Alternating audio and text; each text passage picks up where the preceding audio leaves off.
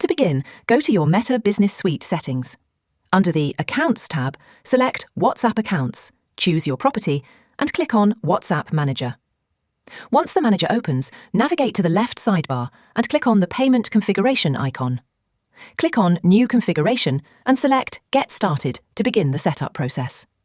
Select Razorpay as your payment gateway and click Next. For security, you will be asked to re-enter your Meta account password. Click Confirm. You will now be redirected to Razorpay. Click Go Now. Log in to your Razorpay dashboard using your email or phone number to authorize the connection with WhatsApp. Once authorized, you'll see the status change to Active. Your payment configuration is now successfully set up on Meta. Now, let's move to GainWix.ai. Log into your account and select your business profile.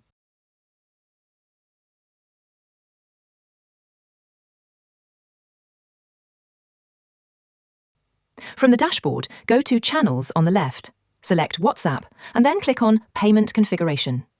Click the Sync button on the right to pull the new Razorpay data from Meta. Once synced, you will see your new configuration listed. Simply toggle the switch to make it the default payment method.